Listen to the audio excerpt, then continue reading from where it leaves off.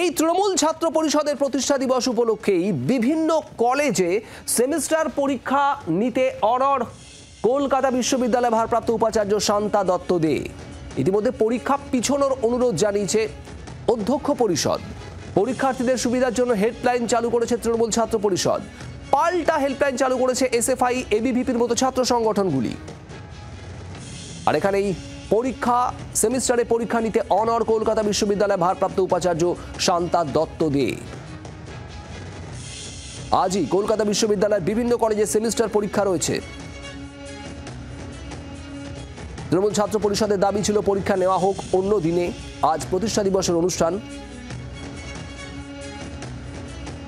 শ্রেয়সী গঙ্গোপাধ্যায় আমাদের প্রতিনিধি রয়েছেন আমাদের সঙ্গে সরাসরি। শ্রেয়সী, পরীক্ষা পিছনো হোক বা পরীক্ষা স্থগিত হোক এমন একটা দাবি ছিল তৃণমূল ছাত্র পরিষদের তরফ থেকে, যদিও তারপরেও কলকাতা বিশ্ববিদ্যালয়ের ভারপ্রাপ্ত উপাচার্য পরীক্ষা একেবারে পিছোতে অনড়, পরীক্ষা হবে। সব মিলিয়ে এই মুহূর্তে কি পরিস্থিতি?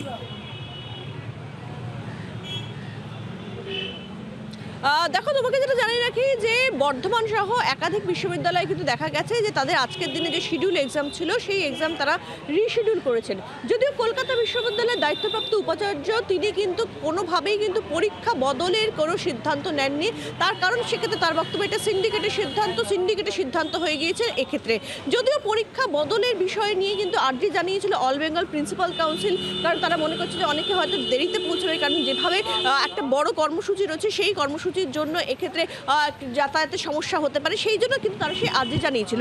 কিন্তু সেক্ষেত্রে কলকাতা বিশ্ববিদ্যালয়ের উপাচার্য তিনি কিন্তু একেবারে অনড় যে তিনি এই দিনেই পরীক্ষা নেবেন এবং কার্যত সেই তার যে অনড় মনোভাব তার যে রিফ্লেকশন, সেই রিফ্লেকশন দেখা যাচ্ছে। এই মুহূর্তে কিন্তু পরীক্ষা শুরু হয়েছে। ফার্স্ট হাফের যে পরীক্ষা, অর্থাৎ আমি এই মুহূর্তে একটা কলেজের সামনে দাঁড়িয়ে রয়েছে, দেখতেই পাচ্ছ যে এখানে অ্যাডমিট, এখানে কোন রোল নাম্বারে কোন ঘরে তাদের সিট পড়েছে সেইগুলো সমস্ত এখানে রয়েছে এবং এই অনুযায়ী কিন্তু স্টুডেন্টরা ফার্স্ট হাফের যে পরীক্ষা যেটা 10টা থেকে শুরু হওয়ার কথা সেটা ইতিমধ্যেই শুরু হয়ে গিয়েছে। স্টুডেন্টরাও ঢুকেছে, আমরা স্টুডেন্টদের সঙ্গে কথা বলেছি, তারা বলছে আসার ক্ষেত্রে কোনো সমস্যা হয়নি। তার কারণ 10টার সময় যে পরীক্ষা সেই পরীক্ষার জন্য স্টুডেন্টরা তারা কেউ 8টা থেকে 8:30 বা কেউ 9টার মধ্যে বাড়ি থেকে বেরিয়ে পড়েছেন। কিন্তু এক্ষেত্রে অধ্যক্ষরা তারা কিন্তু শঙ্কিত সেকেন্ড হাফের যে পরীক্ষা সেটা নিয়ে, কারণ সেকেন্ড হাফের যে পরীক্ষাটা সেই পরীক্ষাটা শুরু হবে দুপুর 2টো থেকে এবং এক্ষেত্রে আমরা জানি যে তৃণমূল ছাত্র পরিষদের প্রতিষ্ঠা দিবসের যে কর্মসূচি সেই কর্মসূচি শুরু হবে 12টা থেকে। ফলে সেক্ষেত্রে সভাস্থলের দিকে যাওয়ার জন্য একাধিক রাস্তা থেকে কিন্তু মিছিল বেরোবে। মানে সেই জায়গা থেকেই কিন্তু কার্যত কিন্তু সেক্ষেত্রে অধ্যক্ষরা তারা কিছুটা আশঙ্কিত এবং তারা মনে করছেন যে যদি কেউ দেরি করে আসেন তাহলে সেক্ষেত্রে তারা ক্যালকাটা ইউনিভার্সিটি কর্তৃপক্ষের সঙ্গে কথা বলবেন যে যারা দেরি করে এসেছেন তাদের ক্ষেত্রে কী করা হবে, তাদেরকে অতিরিক্ত সময় দেওয়া হবে নাকি অ্যালাউ করা হবে, কী করা হবে সেই বিষয়টা তখনই কিন্তু তারা ইউনিভার্সিটি কর্তৃপক্ষের সঙ্গে কথা বলে তারা জেনে নেবেন। অর্থাৎ প্রথম হাফের পরীক্ষা চলছে, দ্বিতীয় হাফে কি হয় সেদিকেই নজর রয়েছে আমাদের। শ্রেয়সী, তোমাকে ধন্যবাদ।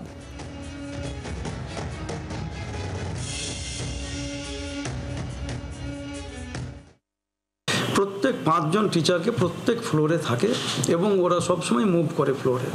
নট অনলি ফর দিস, যে কোনো কারো প্রবলেম হলো, ইনভিজিলেটার কোনো ছেলে কেউ দুষ্টুমি করলো না করলো, যেন আমার কাছে রিপোর্টটা সাথে সাথে আসে। এবং 5 জন যে ফ্লোর যারা সুপারভাইজার তারাও আগে এসে গেছেন এবং এক্ষুনি আমি একটু আগে 9:30টার সময় স্টাফ রুমে গিয়ে আমি সুপারভাইজারদের কী করতে হবে না করতে হবে বলেছি যে আপনারা অ্যালার্ট থাকবেন এবং সবসময় মুভ করবেন। গেটে 2 জন নন টিচিংকে রাখা হয়েছে, প্রত্যেক ফ্লোরের গেটে রাখা হয়েছে যে ছাত্ররা যখন আসবে কারো যেন অসুবিধা না হয়। আর আমরা 9:30টার সময় যেহেতু আমরা এন্ট্রিটা দিই, আজকে একটু আগে এন্ট্রি দিয়েছি, 9:30 নয়, ঠিক 9:15 থেকে আমরা মোটামুটি ছাত্রদেরকে কলেজের ভিতরে নিয়েছি। বাংলার আওয়াজ, বাঙালির আবেগ, জি 24 ঘন্টা।